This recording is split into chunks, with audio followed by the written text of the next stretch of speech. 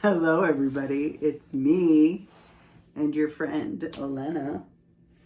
And I went to school today. It was so good just to be in the building. I know it wasn't the same. You guys weren't there. But just to be inside the building and to work from my office. Oh, it felt good. Yeah. Yep. We have a lot of work to do to get everything back to the way it was. But we're going to do it. Okay? So don't lose hope. Some of your teachers popped in. It was nice. I don't want Elena to hear this, but it was nice to talk to real human beings and not just a dog. I don't want her to get upset because I really don't have anybody else to talk to. Very silly. Your principal is a little crazy.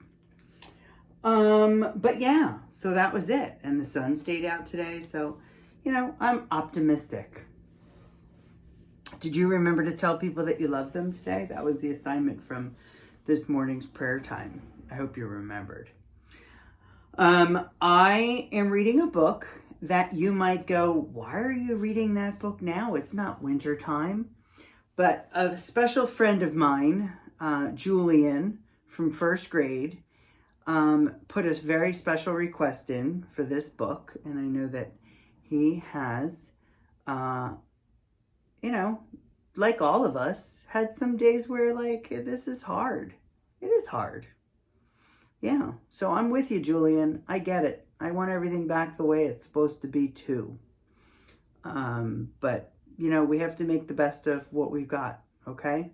So for my friend Julian in first grade, we're going to read The Snowy Day. And that is by Ezra Jack Keats.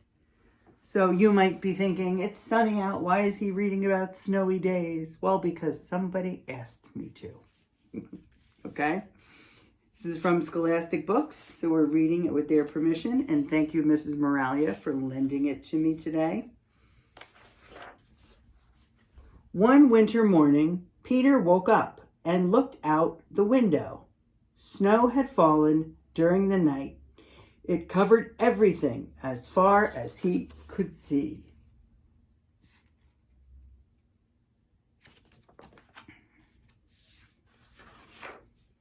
After breakfast, he put on his snowsuit and ran outside.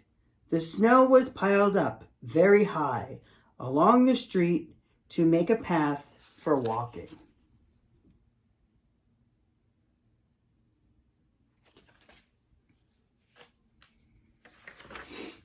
Crunch, crunch, crunch. His feet sank into the snow. He walked with his toes pointing out like this. He walked with his toes pointing in like this.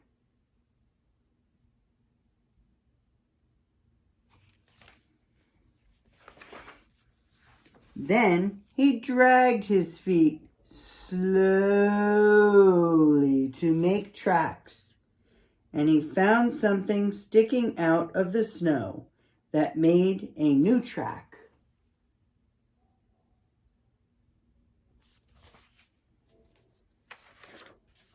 It was a stick that was just right for smacking a snow-covered tree.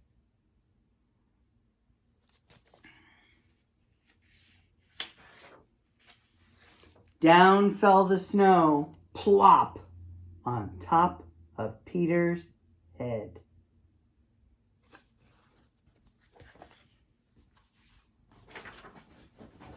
He thought it would be fun to join the big boys in their snowball fight, but he knew he wasn't old enough, not yet.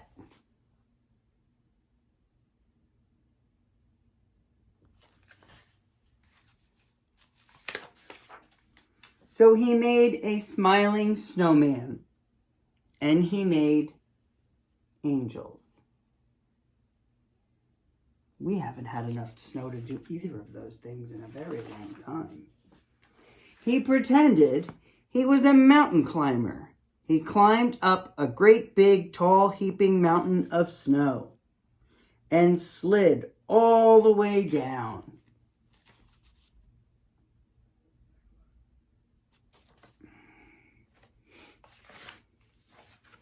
He picked up a handful of snow, and another, and still another. He packed it round and firm, and put the snowball in his pocket for tomorrow. Then he went into his warm house. He told his mother all about his adventures while she took off his wet socks. I don't know if a snowball in the pocket is a very good idea. And he thought and thought and thought about them.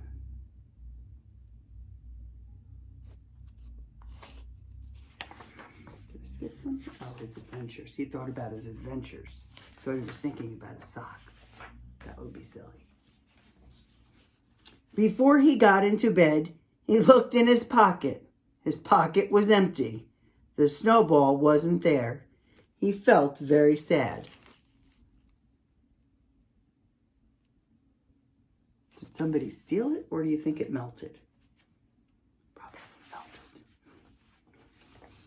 While he slept, he dreamed that the sun had melted all the snow away.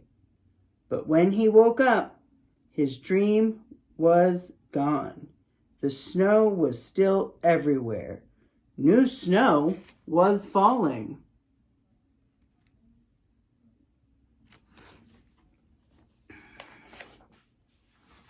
After breakfast, he called to his friend from across the hall, and they went out together into the deep, deep snow.